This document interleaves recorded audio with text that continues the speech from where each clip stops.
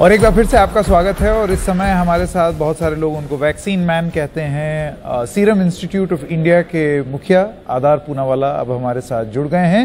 Doctor Roy, your question. Well, Sanket, I have tweeted about this, and I really honestly feel that Adar Poonawala and his dad are really the heroes of this pandemic. I've said this publicly. They foresaw the problem. They took a huge risk, which most people haven't understood, the kind of risk they took. You talk about uncertainty of information now. When they took the risk, it was totally uncertain information, and they frankly saved this country. So now you've got a problem because you have to live up to this foresight reputation. So looking ahead, you saw what was coming. Now what's coming next? Tell us. Thank you, Pranoy, for those kind words. You know, everyone's really played their part. The healthcare workers and so many others who have played their part and are the real heroes as well, you know. Yes. But I think now going forward, we have to really look at how the variants come about, and this business about, you know, the third dose and booster doses will have to be watched very carefully. Right. You know, there are a lot of countries that haven't received even 2 doses. So ethically, you know, I'm advocating that all these countries at least first get 2 doses, and then we look at giving the third dose. At the moment, the scientific data also shows that the 2 doses of Covishield, which is one of the vaccines that we're making the main one at the moment that everyone knows and has taken in our country, does give you a very good long-term protection. And, you know, we'll have to wait and see. But I think in about a year's time, you're going to see most of the world being vaccinated. You're going to see a lot of people who are hesitant, you know, the anti-vaxxers also who've slowly... Hello? Right, we can hear you. Go ahead. Yeah. A lot of these anti-vaxxers also will slowly, you know, change their mind, and already you're seeing a shift in their trend. So we're going to see a large part of the world's population being vaccinated by the end of 2022. And already most of the economies have all opened up and almost back to normal, except for all this business about the vaccine certificates and non-reciprocity and all of that. And I just hope all countries come together, you know, to address that as well as soon as possible. Just elaborate on that. You know, you have delivered millions and millions of vaccines, and many of them, I mean millions of people with both doses, and England is saying you can't enter. I mean, what do you feel about that? Doesn't it make your blood boil? You know, I took this up very strongly, and so did the diplomats in our country, and they've done a great job. You know, between July 2021 and today, we have got Covishield approved now in almost every European country, you know, Germany, France, Switzerland, even Italy. You've got Australia who's approved it as well.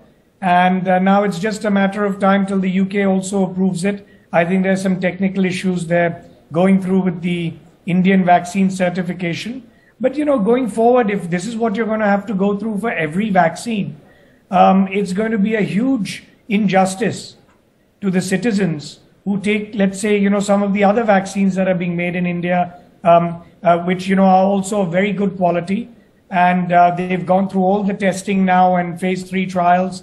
And you've got vaccines in other countries also. So what I'm calling for is a reciprocity, you know, between all countries to come together, you know, before talking about climate change and so many other things which are equally important. But this is the need of the hour right now, which is causing huge chaos. Yes, it is just absolutely the need of the hour. You're spot on. Just a technical question that the data has shown couple of things. One is 1 dose is only 33% effective, but 2 doses is huge, and that Covishield lasts, the decline of immunity is much slower than Pfizer, etc. But there is a decline over 6 months, 7 months, 8 months. So what are the priorities? Go for both doses, go for more people with a single dose, go for booster shots for at least the frontline workers. It's a very tough choice, right? Well, again, when these tough choices are in front of us, we should look at the science, Pranoy. That, Exactly.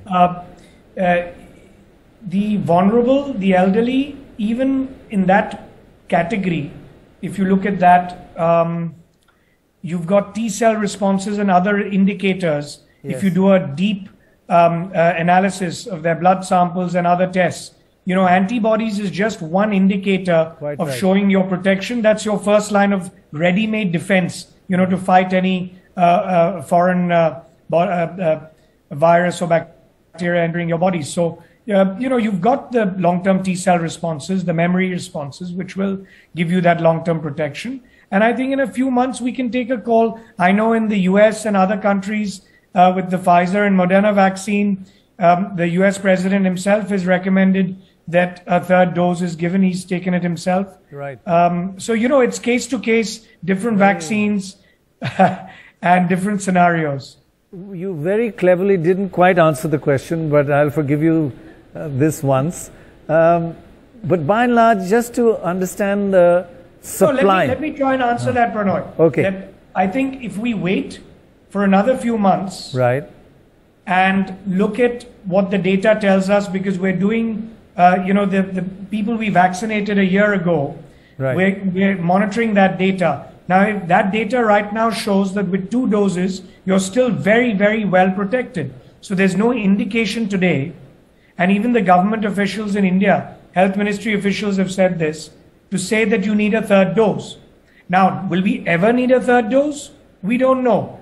But it's leaning toward a booster dose, what we call a third dose, and then an annual shot, Right. which may come about, but a bit later. So I think if we discuss this in 3 or 4 months, we can give an accurate answer based on the scientific data that we have. But right now, we're very well protected with 2 doses, and we should focus on giving the countries who have not received any doses at all, in Africa and so many other low and middle income countries, to protect that population. Now, as you say, look at the science, and I only look at peer-reviewed articles and in articles in Lancet and BMJ, and it does seem to suggest that after a certain period of time, at least frontline workers need a booster because they're really at the forefront of being infected.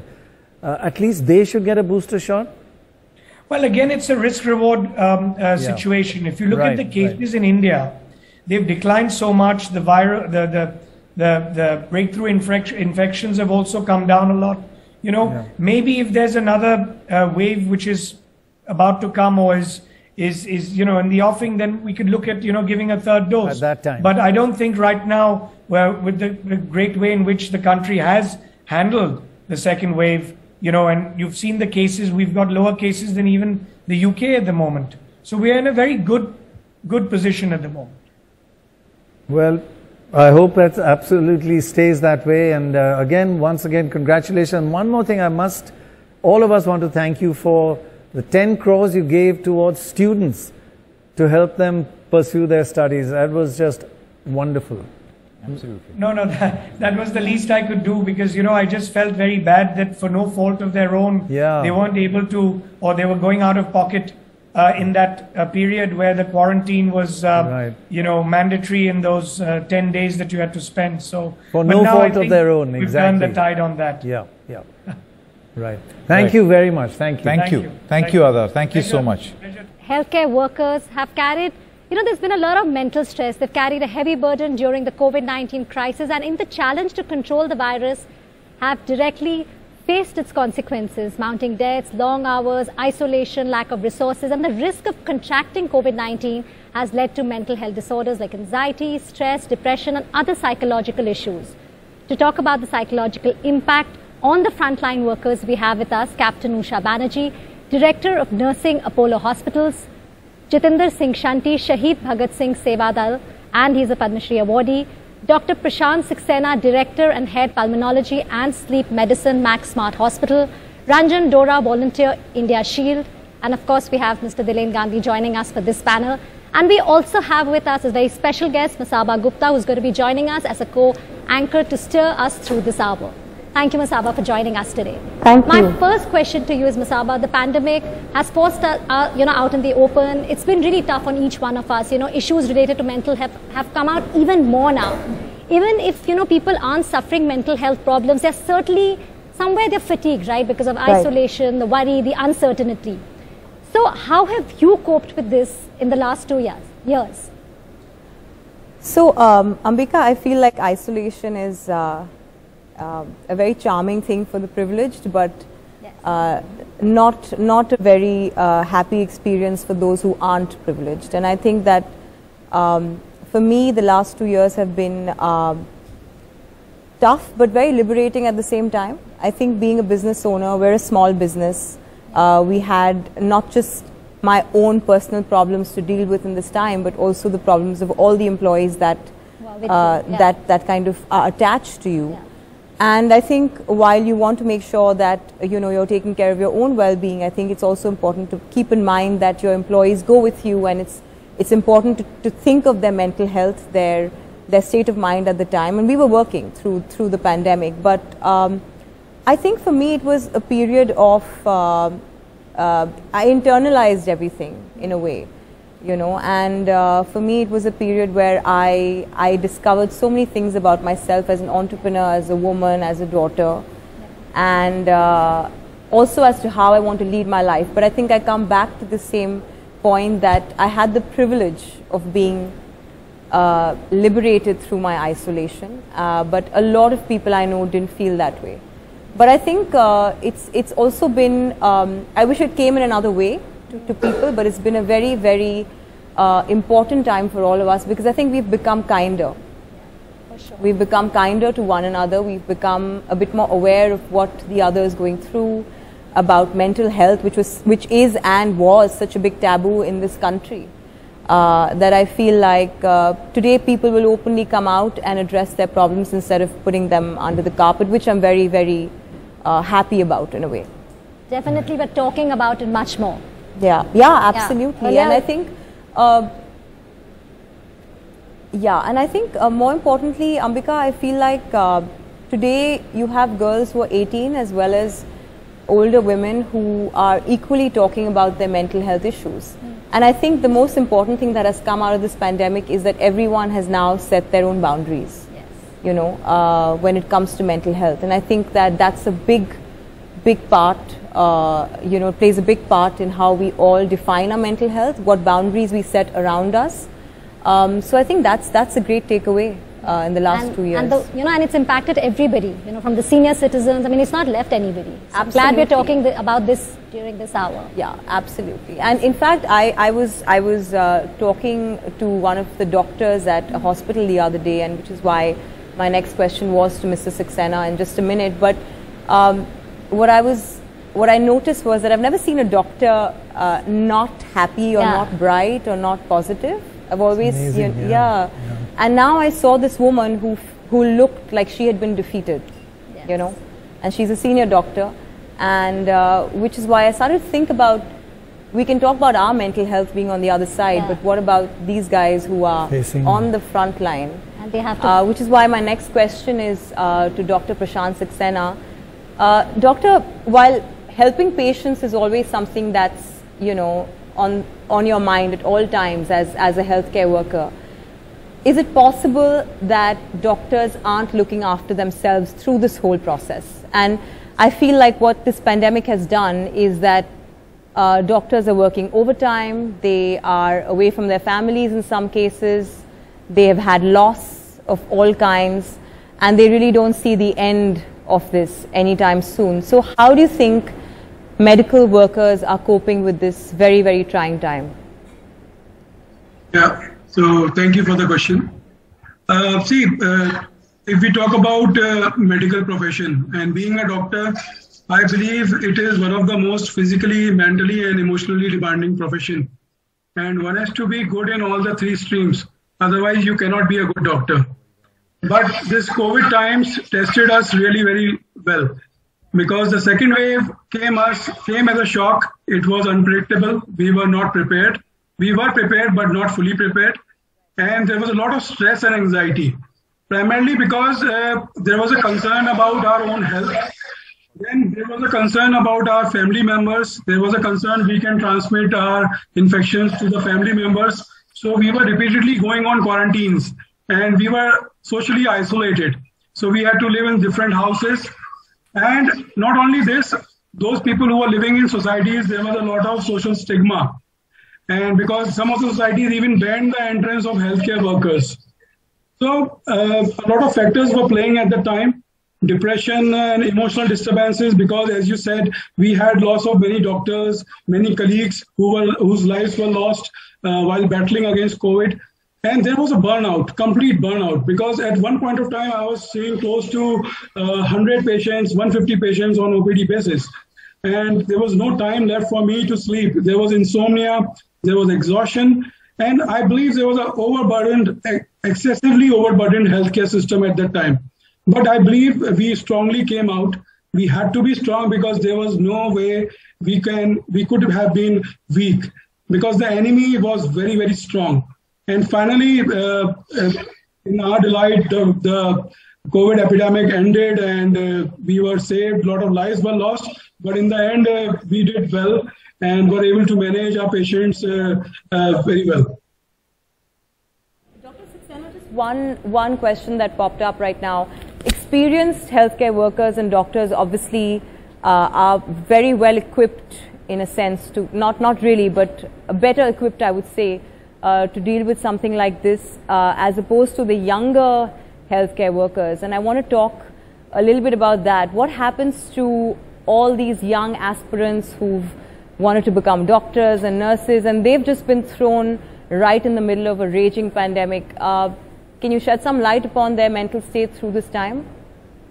I didn't get the question. I didn't get the question. Could I, am I audible? Maybe you can repeat. Can you hear me now? Yeah, I can hear you now. So, Dr. Saxena, my question was that, of course, you have a lot more experienced healthcare workers and doctors who've been in the profession for many years. They're a bit better equipped to deal with a pandemic like this. But what happens to the younger healthcare workers who have been thrown right in the middle of a raging pandemic? What happens to their mental health? Yeah, a very important and a very valid point, because most of the frontline workers, including the doctors, were very young. They were not experienced in handling the situation. But I think the role of senior doctors and clinicians was very important at that stage. And we were the ones who were constantly trying to encourage them. We were trying to build up their emotional morale, and we were trying to help them as far as possible, trying to talk to the families also, because the families were also very apprehensive because they had no idea what sort of duties their kids were doing, and there was always a fear that a life may be lost. So it was all a team effort. There was a lot of emotional support. There was a lot of bonding which happened between us. And in fact, it was a remarkable effort put in by a lot of administrative colleagues also, which helped us. So it was a battle which had to be fought together. And the younger generation had to be emotionally and physically and mentally, all the aspects we met up and we tried to help them in every corner. Thank you. Thank you. Doctor साहब, मैं आपको ये बताता चलूं कि मसाबा जो हैं वो यहाँ पर को एंकर हैं, इनको कौन नहीं जानता, बिल्कुल सही बात है, लेकिन ये आज Actually, we can just relax. अब हम लोग और जा रहे हैं, मसाबा आ गई. I have a question for Captain Usha. Ma'am, the emotional well-being of nurses was challenged like never before by COVID, and I can speak from a certain amount of experience because when I was in hospital, this was one aspect that I noticed was very severe. Long hours caring for patients, fears about contracting the virus, separation from loved ones, also being the only link between the family and the patient, and this is very important, A lot of the patients feel that they don't see anybody. They just see these white-dressed people whose faces they cannot recognize. Yeah. And they're cut away. So, what would you have to say about that?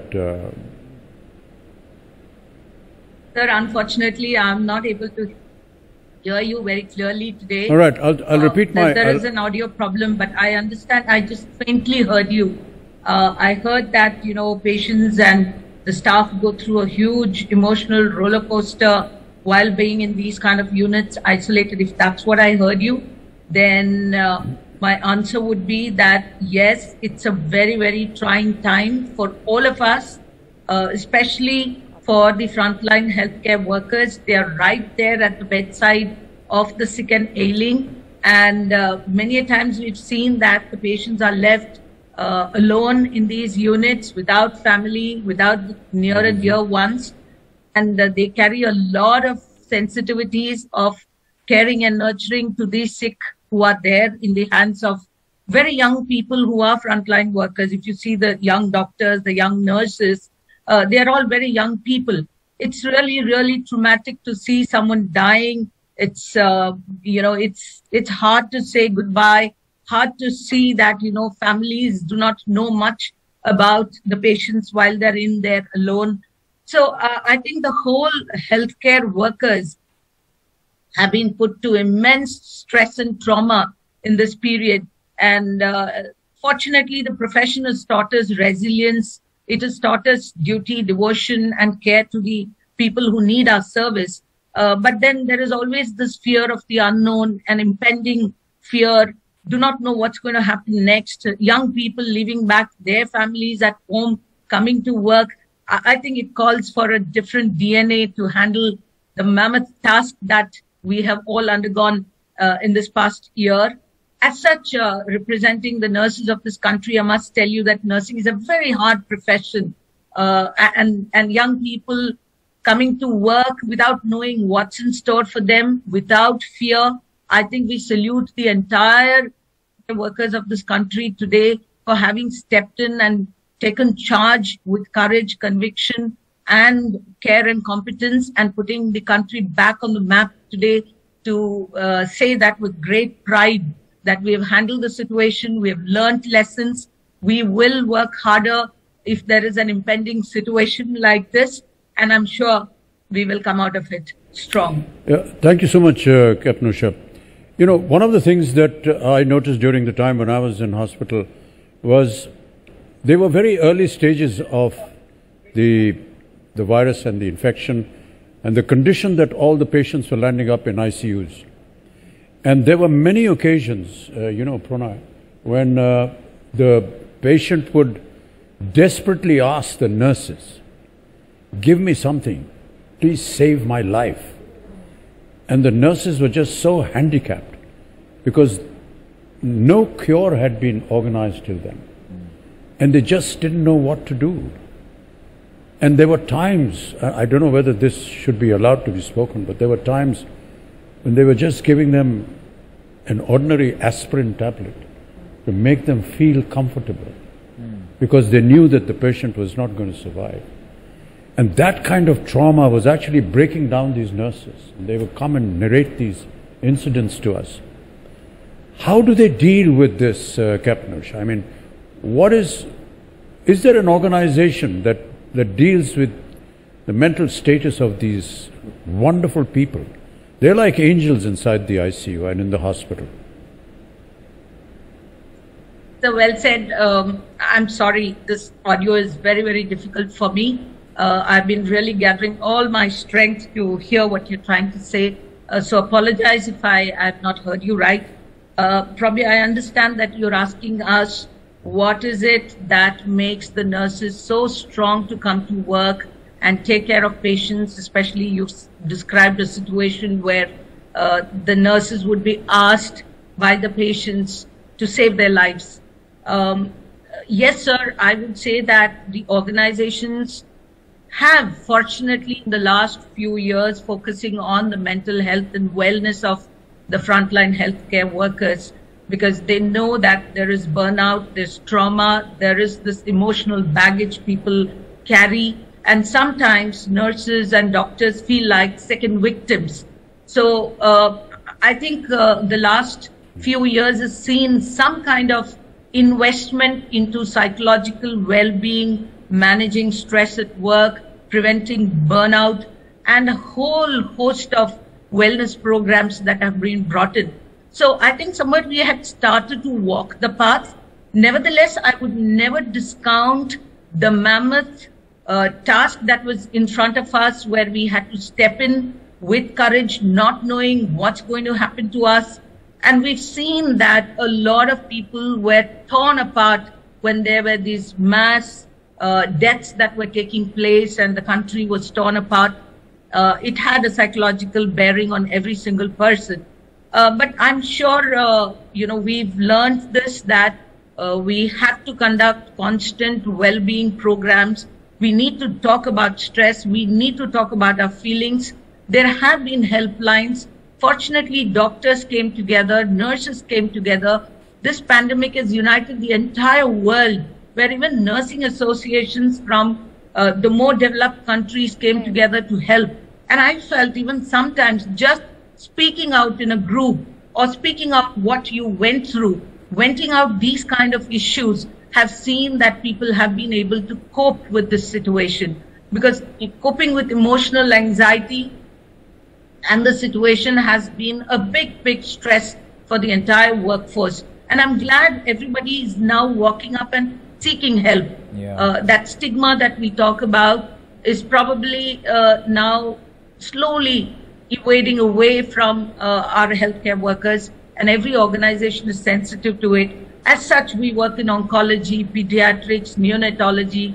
I know while we celebrate the miracle of birth, we see a lot of death, and we stand in with dignity to support that. True. And I think in the days to come, psychological well-being and mental health, both for families, for our frontline healthcare workers, for administrators like us too, matters a lot. And I'm sure this is going to pave way to see that this is going to be a new frontier for all of us. And we will all be benefited with the psychological support systems that might fall into place. Thank you so much. Thank you. It's not just the nurses, even the doctors. They said, look, I've trained, I've spent so many years learning the craft of being a doctor. And my mission is to be able to cure people, to save lives. And they've stood in front of a patient and said, this is what I was trained for. I can't do anything because I really don't know how to cure him. And they've actually given up their profession in frustration. Many of them have just given up. Said, I'm not going to do this anymore. Because what I was trained for, what I worked hard for, I can't do anything because I don't know. Even after so many years of education, I still don't know what to do. I was terribly frustrated. Anyway, I have a question for Mr. Jiten Shanti. Jitenji, I know that you have been responsible for a very sensitive job. Your organization has cremated more than 4,000 people, all of them strangers, and some of them, just not being able to be identified. You slept in an ambulance for days outside your home, Jitenji. Your family tested positive twice. You lost an ambulance driver to COVID, but you kept going on. How difficult was that period for you, both mentally and emotionally? Amitabh ji, बचपन से गुरबानी में एक ही बात पढ़ते आए थे कि देह शिवा बरमोहे एहे शुभ कर्मन ते कबहो न टरो और सो जब जाए लरो निश्चय कर अपनी जीत करो। जब पहला पेंडेमिक आया, मेरे को मेरे दोनों बेटे जोत, मनीष, मेरी मिसिज, पूरे ड्राइवर सब पॉजिटिव हो गए, लेकिन ईश्वर ने हमें शक्ति दी काम करने की। उस शक्ति में 1366 डेड बॉडी हमने क्रिमेट किया और 2600 से ज्यादा पेशेंट को भी कैरी किया। तब तक मेरे पास 12 एम्बुलेंसेज और शव वाहन थे। एक ड्राइवर जो मेरे पास 25 साल पुराना था, वो 2 दिन में डेथ हो गया उसका। He was septic. मेरे ड्राइवर थोड़े घबरा गए। मैं उन ड्राइवरों को पायलट कहता हूं और कई बार मैं उनको भगवान भी कहता हूं, दूत कहता हूं मैं। इस कोविड में उनका काम दूत वाला था। मैंने ड्राइवर्स को कहा, आप डर रहे हैं क्या? कहने लगे, जी हमारे छोटे छोटे बच्चे हैं, कैसे करेंगे? मैंने कहा, यार हम एज ए मिलिट्री काम कर रहे हैं, सामने वाले देश वाले हमारे एक फौजी को मार देते हैं, अब हमने पीछे भागना है या आगे जाना है? तो मेरे ड्राइवर्स ने बड़ा दिल करके कहा, कहते शंटी जी हमने ना अब उनको मारना है, अंदर जाके मारना है। तो मैंने कहा, हमने भी अब कोविड को मारना है मेरा चाहे पूरा परिवार रहे ना रहे, मैं रहूं ना रहूं, 25 साल से ऑलरेडी शहीद भगत सिंह सेवा दल सेवा कर रहे हैं। यार आज देश के ऊपर इतनी बड़ी विपदा आई है, मानवता के ऊपर विपदा आई है, हम नहीं पीछे हटेंगे। और हम करते रहे। दूसरा पैंडेमिक आ गया। मैं जो देखा है अमिताभ जी, लोगों ने तो शायद टीवी में देखा और सुना होगा, और मैं शमशान घाट में 18 से 20 घंटे रहा, और पूरा परिवार जब पॉजिटिव हो गया, मैं 22 दिन कार में भी सोया। जो मैंने देखा है अगर मैं बताता हूं, मेरी ये जो रोंगटे हैं खड़े हो जाते हैं और रात को नींद नहीं आती है। एक परिवार से एक नहीं, दो नहीं, 4-4 लाशें भी उठाई हैं हमने एक दिन में। चाहे वो अमीर था, चाहे वो गरीब था, चाहे वो करोड़पति था, लाश उठाने का कोई साधन नहीं था उनके पास। झगड़ा होता है तो पुलिस को बुलाते हैं, मरीज हो तो एम्बुलेंस, डेड बॉडी का कोई नंबर ही नहीं है। अब वो सिसको भी फोन करते तो कहते शंटी को फोन करो, शहीद भगत सिंह को फोन करो। अब मेरे ड्राइवर्स ने और शमशान घाट पे काम करने वाले मेरे उन कर्मचारियों ने 20-20 घंटे काम किया। मेरा छोटा बेटा लंदन से डिजास्टर में मास्टर करके आया है, वो मुझे पूरा आइडिया देता रहता था। मेरी मिसेज ने बड़ा सहयोग किया। सबने यही कहा, मैं अरदास करके गया था कि हे परमात्मा, लोग घरों में भी तो मर रहे हैं ना, मुझे मौत आए तो शमशान में आ जाए, लेकिन देश के लिए मैं काम करूंगा, काम से पीछे नहीं हटूंगा। सर 125-150 लाशों को फूकने के बाद जब मैं बाहर निकलता था, 5 लावारिस पड़ी होती थी। जब उसके ऊपर नंबर लिखा होता था पीपी किट पे हम पढ़ते थे, फोन करते थे, वो कहते थे शंटी जी पहले हम अस्पताल में थक गए, फिर मोर्चरी में टूट गए, अब 6 घंटे शमशान के बाहर बैठे हुए हैं, अब टूट चुके हैं, आप करा दीजिए। सॉरी, वो समय ऐसे था अमिताभ जी, बचपन में मैंने दूध की बोतलों की लाइन लगती देखी है और राशन की दुकान पर लाइन लगती देखी है, लेकिन शमशान घाट के बाहर 40-40 लोग लाशें लेके खड़े हैं, ये मैंने पहली बार देखा है जी। 40-40 लाशें, और उसमें से आधे से ज्यादा के पास पैसे नहीं होते थे, क्योंकि बेचारे कुछ अस्पताल में खर्च आए, कुछ शमशान में, सॉरी मोर्चरी में, फिर एम्बुलेंस वालों ने उस समय आपको पता है ऊटपटांग कई लोगों से पैसे लिए, तो जब मेरे पास आते थे तो उनकी जेब खाली होती थी। तो मैंने वहां लकड़ी का लंगर लगा दिया। मैंने फेसबुक पे अपील डाली, लगभग 300 टन लकड़ी लोगों ने शमशान के बाहर लगा दी ढेर। कोई आया, मुझे एम्बुलेंस पकड़ा गया। हमने भी उस शमशान को एक मंदिर का रूप दे दिया। भोजन फ्री, कोल्ड ड्रिंक फ्री, पानी फ्री, टेंट फ्री, और पंखे लगा दिए, कुर्सियां बिछा दी। लेकिन अपने जीवन में मैंने इतना भयानक मंजर नहीं देखा, और शायद 200 साल तक इसे लोग नहीं भूलेंगे, क्योंकि एक छोटा सा शमशान घाट जहां 3 डेड बॉडी की एवरेज थी, अब 150 डेड बॉडी आ रही थी, 150। और लोग ऐसे आंखें उठा के देखते थे कि हे परमात्मा, को तीसरी शक्ति आ जाए जो हमें बचा ले, क्योंकि किसी का फोन मिला रहे, कोई फोन नहीं उठा रहा। हॉस्पिटल जाते हैं तो वहां लिखा है नो ऑक्सीजन, नो एडमिशन। मेरा हौसला उस दिन टूट गया जब 20 साल की बच्ची मुझे फोन करती है, अंकल मेरे पापा की डेथ हो गई है, जिस शमशान घाट पे जा रही हूं वो 18-18, 12-12 घंटे कह रहे हैं, कैसे करूं। मैंने कहा बेटा मैं गाड़ी भेजता हूं, आप कहां रहते हैं। थोड़ी देर बाद बच्ची मेरे पास आ गई, मैं शमशान के बाहर ही बैठता था, तो कहती अंकल मैंने आपका फोन किया था। मैंने कहा बेटा आप यहां क्यों आ गए, मेरी एम्बुलेंस ले जाओ। कहने लगी अंकल मैं पापा की लाश कार में लेके आ गई हूं। मैंने कहा कार में लाश लेके आ गई, क्यों बेटा। कहने लगी अंकल मैं कल रात से पापा को लेके 12 हॉस्पिटल्स में गई, किसी में जगह नहीं मिली। 5 बजे सुबह ऑक्सीजन खत्म हो गई, पापा की मौत हो गई। अब 6 घंटे से मैं अलग अलग शमशान घाट में जा रही हूं, कोई जगह नहीं मिल रही। ये हालात मैंने देखे। उस बच्ची को वो भूलेगा, सारी जिंदगी भूलेगा जी। एक सुप्रीम कोर्ट की वकील मेरे पास आके कहती है शंटी जी मैं आपके आगे हाथ जोड़ती हूं, भीख मांगती हूं, मेरे भाई का संस्कार करा दीजिए। तो मैं मतलब वो डिप्रेशन, अभी तक हम उस डिप्रेशन से निकले नहीं हैं। मैं, मेरे बच्चे, मेरी मिसेज, मेरे ड्राइवर, मेरे वॉरियर्स जिन्होंने इतना काम किया है इस कोरोना के अंदर, आज भी बिना किसी सरकारी मदद के। हम 25 साल से ऑलरेडी कर रहे हैं, लेकिन आज जो काम करने के बाद हमें सुकून मिला कि हमने कुछ देश के लिए किया है। लेकिन वो जो शॉट्स है, वो जो सीन है, वो परिवारों का जाना, एक एक परिवार से 4-4, 5 लोगों का डेड बॉडीज का आना, भुलाया नहीं, मैं भूल नहीं पा रहा। बिल्कुल, वेरी मूविंग, वेरी मूविंग। बहुत ही भावुक कर दिया आपने जितेंद्र जी, और कैसी समस्याओं और कैसी मनस्थिति से आप गुजरे होंगे ये हम सब समझ सकते हैं। लेकिन दाद आप देते हैं हम आपको और आपकी संस्था को, जिन्होंने इतनी खूबी के साथ ऐसी परिस्थितियों के साथ भी आपने सामना किया, और देश आपको सलाम करता है। जी,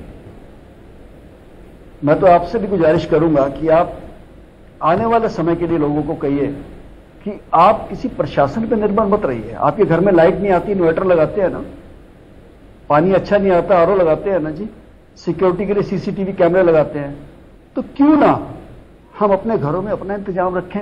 एक एक ऑक्सीजन का सिलेंडर, एक कंसंट्रेटर, और कम्युनिटी बेस्ड, चाहे मंदिर है, चाहे गुरुद्वारा है, चाहे क्लब है, चाहे सोसाइटी है, एक एक एम्बुलेंस भी ले सकते हैं वो जी। अगर हमारी शहीद भगत सिंह सेवा दल छोटी सी संस्था आज 24 एम्बुलेंस और शव वाहन रन कर सकती है, और आप बिलीव नहीं करेंगे जो मैं कहने जा रहा हूं कि मैंने 95 में शुरू किया था, जब मैंने एक गरीब व्यक्ति को अपने बच्चे के दाह संस्कार के लिए लोगों की लकड़ियां उठाते हुए देखा था, जली हुई लकड़ियां, तो मैंने सोचा चोरी कर रहा है। उस व्यक्ति ने जब मुझे बताया कि मेरे पास पैसे नहीं है, मैं प्रदेश से आया था इलाज कराने, और आज संस्कार के पैसे ना होने के कारण मैं संस्कार लकड़ियां उठा के कर रहा हूं, बची हुई लकड़ियां, तो हमें लगा यार उस राष्ट्रीय राजधानी में जहां करोड़ों रुपए के फ्लैट में रहते हैं लोग, करोड़ रुपए की कार में घूमते हैं, शादी में लगाते हैं, ये स्थिति है। बिल्कुल शंटी जी, जैसे ही रंजन डोरा भी हैं, ऐसे these are some good samaritans, people who are we really need more of them. Amazing. Yes, we really need. Ranjan Dora is also with us, Masala. Yeah. So, Ranjan sir, my next question is to you, and an equally tough one. You worked through a major personal crisis. You were attending SOS calls from across the country as a volunteer for the India Shield chatbot. Now, obviously there was this completely overwhelming sense of just being helpless in this face of the scale of this pandemic, which we haven't really spoken about much, but just being helpless in the face of this has caused so many breakdowns amongst the many people who volunteered during the second wave, hasn't it? And what I want to ask you really is, at what point does someone like you and your volunteers, at what point does it not become a personal about you anymore, and it's just about the people that you're helping? What is it? What is that one thing that it takes for you to make that shift? Thank you. Dilen ji ki baatein just took me back to that time, and it was become suddenly so difficult to remember all of it and go through it again. I joined into volunteering after a group of strangers in a movie WhatsApp group helped me to find oxygen cylinder for someone I knew. And while I was extremely thankful to the group, it was then when I fully understood the chaos and the pressure there, and the collective passion of absolute strangers coming together to support one life. Right. And it made me want to be available for others, and I'm sure that's true for so many volunteers out there. We would see helplessness everywhere. The frontline health workers have been living those moments every second of the day, and their families were in distress, and it only felt right to do your bit. But it was very difficult. It is something that it isn't something that you were used to do or had planned to do ever. I was working with a team of 50 volunteers in the southern part of India for India Shield, and all of us were working restlessly for families to find beds, ICUs, oxygen cylinders, plasma, ambulances, medicines, and most importantly, give them one tiny ray of hope that, we will be able to come with help for you. However, it would also mean witnessing deaths and the despairing families. How do you forget a loss and continue with giving new hope and taking up numerous more cases day in and day out. Many of us would also get attached to the families going through the issue, and it was a race against time all the time.